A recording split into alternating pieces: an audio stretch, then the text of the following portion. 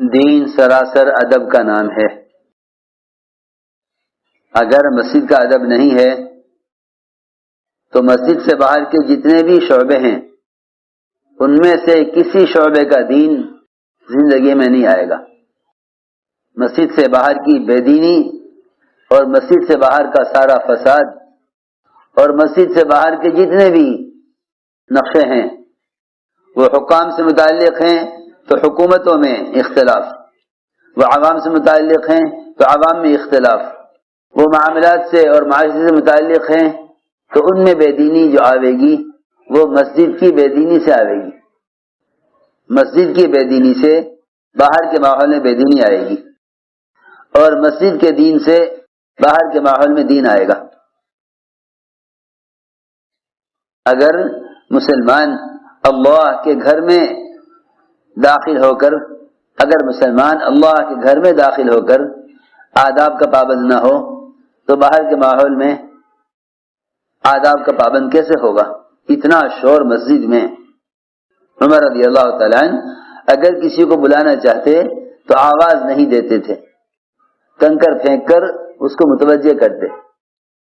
جب وہ متوجہ ہوتا تو پھر ہاتھ سے اشارہ کرتے۔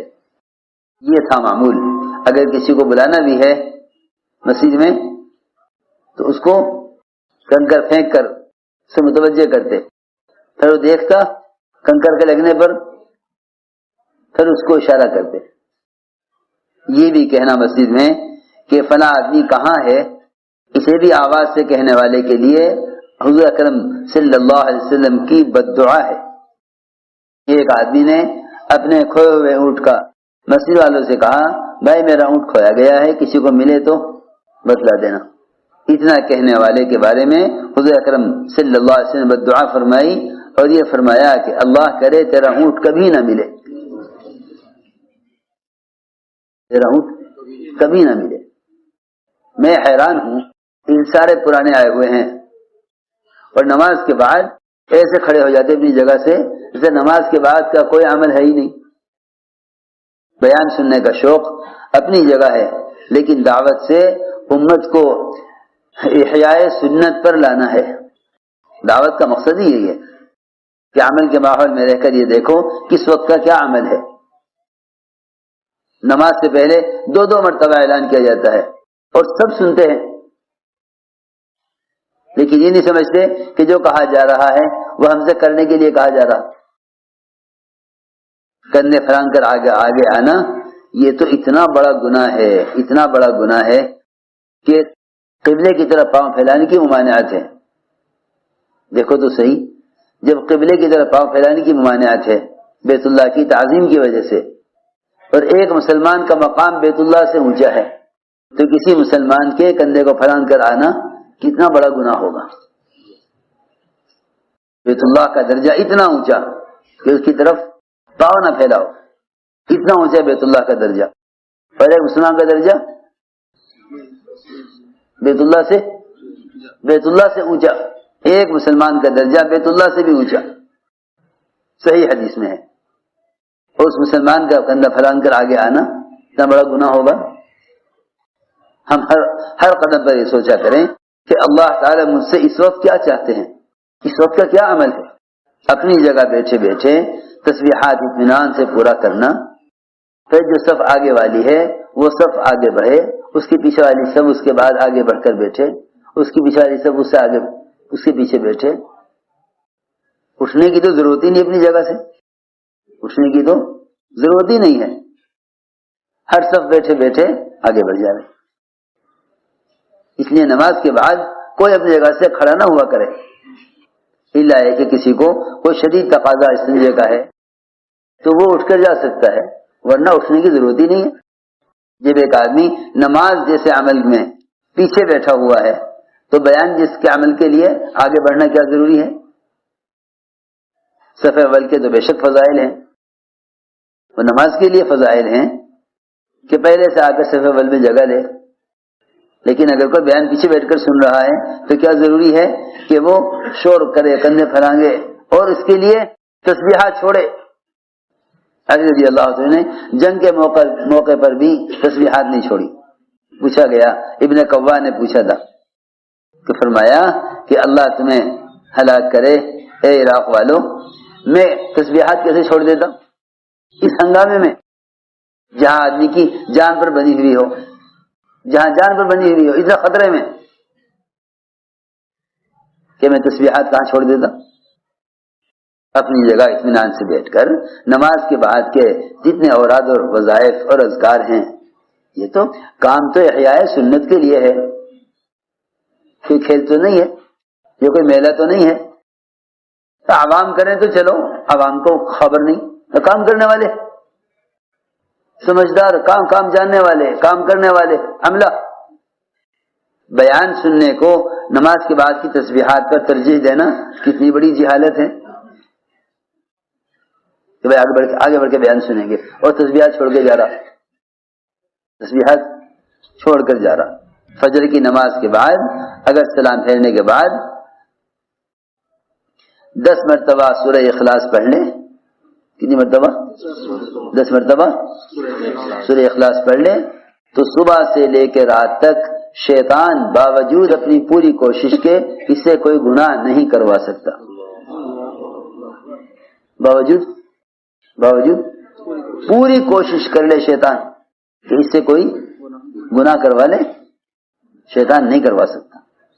اگر فجر کی نماز کے بعد 10 بار سورہ اخلاص پڑھ لے، اگر ہم ہر وقت اس بات کی فکر میں نہیں ہیں کہ اس وقت حضور اکرم صلی اللہ علیہ وسلم نے کیا کیا، اس وقت کیا کیا، اس وقت کیا کیا، اگر اس کی کوشش نہیں ہے تو پھر میرے دوستوں عزیزوں تبلیغ پروگرام بن کر رہ جائے گا۔ کیا بنے گا؟ پروگرام ہوتے ہیں، ان پروگراموں کے اندر اللہ کا ذکر نہیں ہوتا۔ نماز کے بعد کے اذکار کو چھوڑ کر مجمع کا کھڑا ہو جانا سلام پھرتے ہی اور یہ چاہنا ہے کہ آگے بیٹھ کے بیان سنیں، تو جو آگے نہیں بڑھے نماز کے لیے وہ بیان کے لیے کیوں آگے بڑھے؟ آگے بڑھنے کے فضائل تو کس کے لیے ہیں؟ نماز میں صف اول کے لیے ہیں، اور اگر پچھلی صف نماز پڑھی ہے تو بیان بھی بیٹھ کے سن لو۔ اس کے لیے کیا ضروری ہے کہ کندھے پھیلان کر آگے آویں اور نماز کے بعد کے سارے اذکار چھوڑ کر؟ میرے دوستو عزیزو، دین کا حسن اور دین کی پختگی وہ تو دعوت اور عبادت کو جمع کرنے میں ہے، یہ نہیں کہ دعوت کے لیے عبادت کو چھوڑو اور بیان کے لیے تسبیحات کو چھوڑو۔ اس کا مطلب یہ ہوا کہ پھر سننا بغیر مقصد کے ہے، سننا بغیر مقصد کے تو سننا بے مقصد ہو جائے گا۔ اگر عمل کو چھوڑ کر علم میں لگ رہا ہے تو یہ علم نفع نہیں دے گا، یہ علم نفع نہیں دے گا جس علم میں لگا ہوا ہے عمل کو چھوڑ کر۔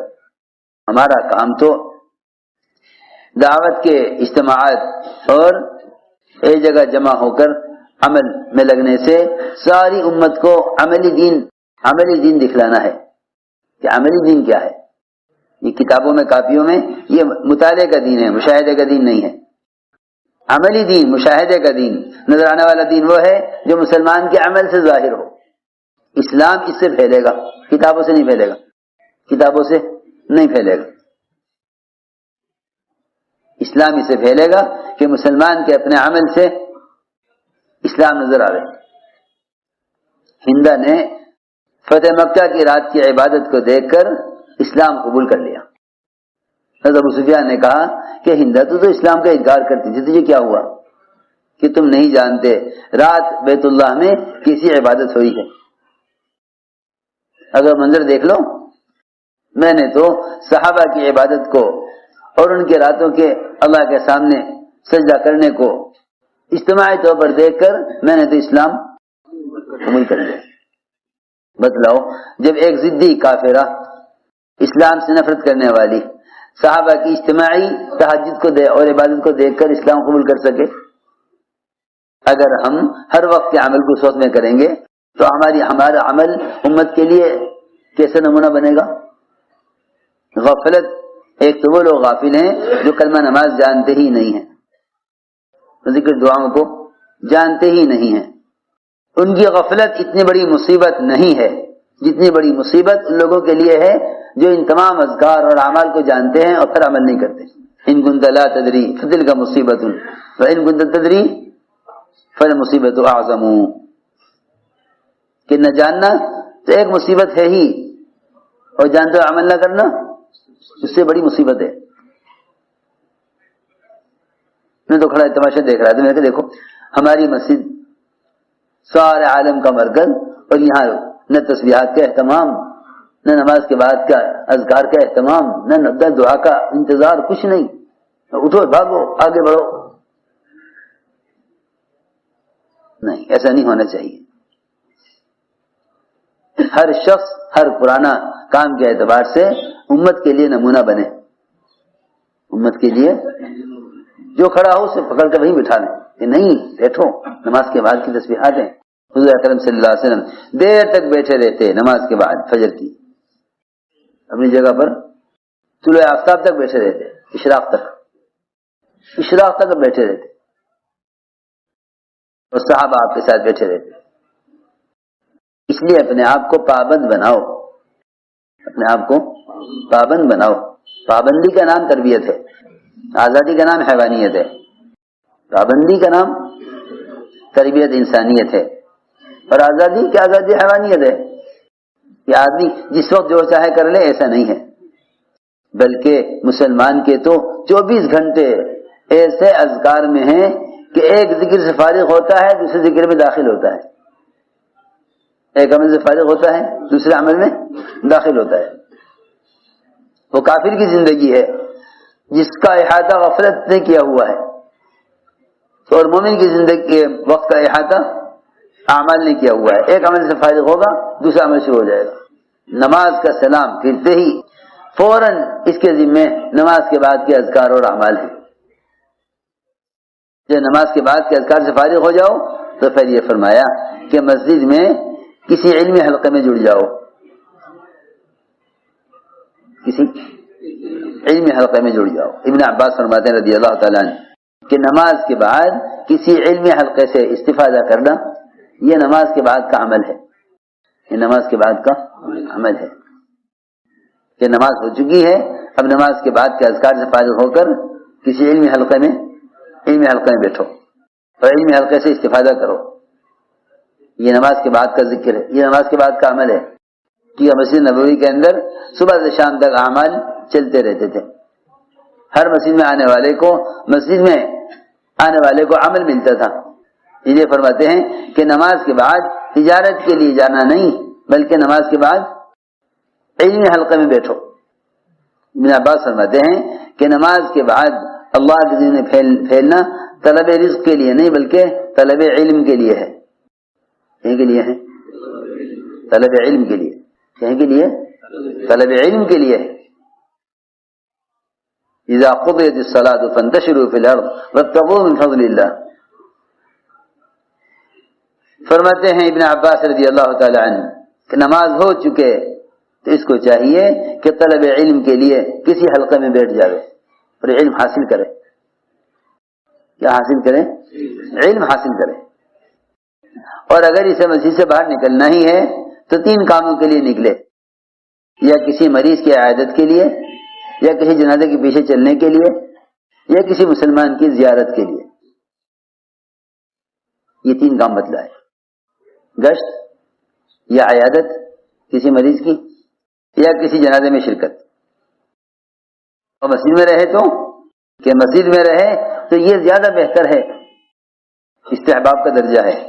اور اگر اس کو تجارت کا تقاضا ہے تو تجارت کے لیے جا سکتا ہے، اس کی اجازت ہے، اس کی اجازت ہے کہ تجارت کے لیے جا سکتا ہے، نماز کے بعد تجارت کے لیے جا سکتا ہے۔ بہتر یہ ہے کہ نماز کے بعد اذکار سے فارغ ہو کر کسی علمی حلقے میں بیٹھ جائے، کیونکہ مسجد کے 2 عمل تھے، علم اور ایمان، جن کی وجہ سے عبادات میں کمال تھا۔ علم اور ایمان، یہ 2 چیزیں اصل مسجد کا عمل تھی، علم اور ایمان۔ صحابہ علم اور ایمان مسجد سے سیکھا کرتے تھے، علم اور ایمان مسجد سے سیکھتے تھے۔ اس لیے اپنے آپ کو پابند بناؤ۔ میں روزانہ تماشا دیکھ رہا مسجد میں نماز سے پہلے اعلان ہو رہا بھائی نماز کے بعد اپنی جگہ بیٹھ کر دعا کر مانگیں، اذکار پورے کریں، کبھی سب سے نہ اٹھے 2 مرتبہ، اور نماز کے بعد ایک آدمی کھڑے ہو کے بیٹھ جاؤ اللہ تو جب نماز سے پہلے کہہ دیا کہ نہ اٹھو تو اب شور کی کیا کہنے کی کیا ضرورت ہے کہ بھائی کہا گیا تھا نہیں نماز سے پہلے، آپ سب نے سنا تھا، پھر کیوں کھڑا ہو گیا بچہ اپنی جگہ سے؟ جو کچھ کہا جاتا ہے وہ تو کرنے کے لیے کہا جاتا ہے نا، پھر جگہ اٹھنے کا کیا مطلب؟ جو کچھ کہا جاتا ہے وہ تو عمل کے لیے کہا جاتا ہے۔ نماز کے بعد کے اذکار کے تو بڑے فضائل ہیں، اللہ اکبر۔ فاقے سے تنگ آ کر اور گھر کی ساری پریشانیوں سے تھک کر حضرت نے فرمایا کہ فاطمہ تم ہی جاؤ اپنے باجی کے پاس اور دیکھو اس وقت بکری آئی ہوئی ہیں اور غلام آئے ہوئے ہیں، ان سے قیدی کوئی غلام لے آؤ خدمت کے لیے اور بکریاں لے آؤ دودھ کے لیے۔ مجھے تو شرم آتی ہے کہ داماد خود سے کیسے سوال کرے، تم بیٹی ہو چہیتی بیٹی ہو، جاؤ جا کے لے کے آؤ۔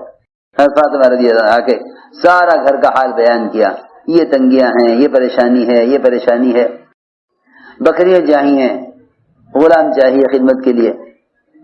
آپ نے فاطمہ رضی اللہ عنہا کی ساری بات سن کر فرمایا اے فاطمہ یہ بتاؤ کہ تمہیں مال چاہیے یا اور ابھی جبرائیل علیہ السلام کچھ اذکار دے کر گئے ہیں، وہ اذکار چاہیے۔ حالانکہ بشری حاجتیں ایسی ہیں کہ انبیاء سے لے کر عوام الناس تک سب بشری حاجت میں محتاج ہیں، سب کو ضرورت ہے، سوائے ملائکہ کے کہ ان کے لیے کوئی غذا نہیں، ورنہ ہر مخلوق کو غذا چاہیے۔ یہ بتاؤ کیا چاہتی ہو؟ ابھی جبرائیل مجھے تازے کلمات سکھلا کر گئے ہیں، وہ کلمات چاہیے یا بکری اور غلام چاہیے؟ کہ نہیں مجھے تو وہ کلمات دے دیجیے جو آپ کو جبرائیل نے ابھی سکھلائے ہیں۔ فرمایا تو پھر لو یا اول الاولین و یا آخر الاخرین و یا ذی القوۃ المتین و یا راحم المساکین و یا ارحم الراحمین، یہ سارے کلمات سیکھے، یہ کلمات سیکھ لیے اور واپس ہو گئے۔ حضرت علی دیکھ رہے کہ خالی ہاتھ آ رہے اور پوچھا وہیں سے ما وراءکی یا فاطمہ کیا لے کر آئی ہو؟ کہ میں تو دنیا کے لیے گئی تھی اور آخرت لے کر آئی۔ اس طرح تسبیحات فاطمہ سکھلائی گئی، اور ہم اس کی ہمیں اللہ معاف فرمائے پرواہی نہیں ہے۔ حضرت نے فرمایا کہ تیری زندگی کا سب سے بہترین دن ہے یہ، فاطمہ تیری زندگی کا سب سے بہترین دن ہے، گئی تھی تو دنیا کے لیے لے کر آئی ہے آخرت، تیری زندگی کا سب سے بہترین دن ہے۔ یہ اپنے آپ کو بھائی پابند کریں۔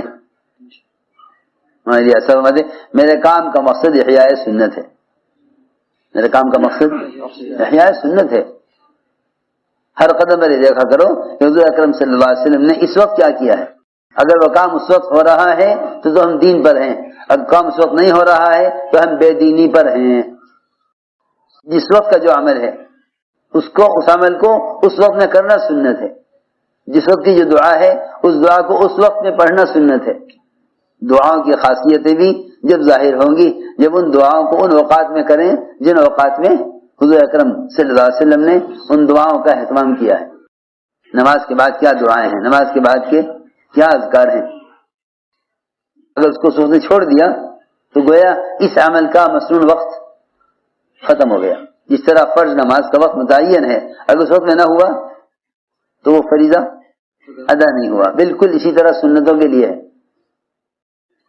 کہ سنتوں کے لیے بھی اوقات متعین ہیں کہ آپ نے کس وقت کیا عمل کیا، نماز کے بعد کیا دعائیں ہیں، نماز کے بعد کے کیا اذکار ہیں۔ اگر اس کو سوچنے چھوڑ دیا تو گویا اس عمل کا مسنون وقت ختم ہو گیا۔ جس طرح فرض نماز کا وقت متعین ہے، اگر اس وقت میں نہ ہوا تو وہ فریضہ ادا نہیں ہوا۔ بالکل اسی طرح سنتوں کے لیے ہے کہ سنتوں کے لیے بھی اوقات متعین ہیں کہ آپ نے کس وقت کیا عمل کیا۔